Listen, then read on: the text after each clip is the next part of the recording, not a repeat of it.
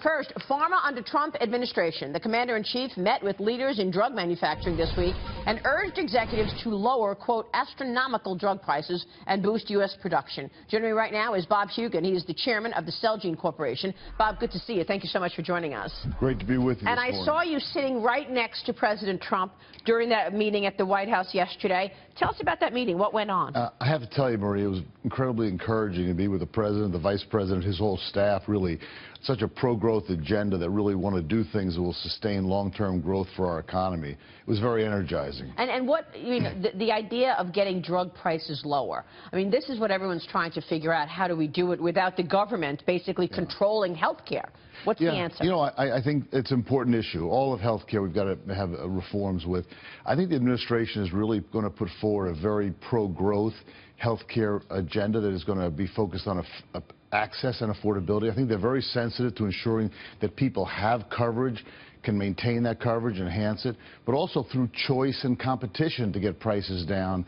And I think we have a lot of opportunities to make this whole system more efficient and while enhancing innovation. So I think it's going to be a very exciting time to really do the kind of refinement and improvements to health care that we need in this country. Well, let's talk about that, because what kind of improvements could be put in place that actually take prices lower in terms of drugs? I mean, you want to make sure to encourage investment so that you have those folks investing knowing that they can make a profit, but you also have to have drug prices at a level that consumers can afford. Absolutely. Access and affordability is so critical.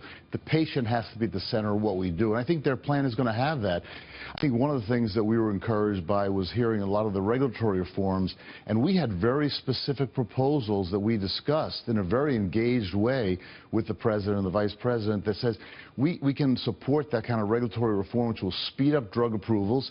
In many cases, there's a backlog of generic approvals that prevent the kind of competition in some of the areas which have caused some of the greatest problems of drug pricing. So I think the whole system is being looked at. It's going to be a bold plan, and I think we have the opportunity to really have very positive change here. Well, let me ask you about that, because in terms of the patent situation right now, people are worried about the entire pharmaceutical industry, that we're not really seeing the kinds of drugs in the pipeline and the approvals that you're expecting to hit 2017. How would you characterize it? Yeah, I think that's not accurate. I think we're really on the dawn of a great era of transformation, of new therapies in so many different diseases. The other thing that I think the president really brought up was interesting on this issue of innovation. We got to get other countries involved too. There's been an awful lot of freeloading on intellectual property, which has raised the price for U.S. consumers. And he specifically mentioned, and we offered some other ideas about how to really change some of the trade agreements so that we can have the kind of equal playing field so that the American consumer is treated fairly. Yeah, in terms of the overall rollback in regulation, do you think that is going to move the needle on economic growth? There's no doubt that tax reform is critical. Regulatory reform is critical. In fact, we offered and told the president that we thought our industry could add 350,000 jobs if we have the kind of tax reform that he's talking about and the Congress is talking about, the regulatory reforms.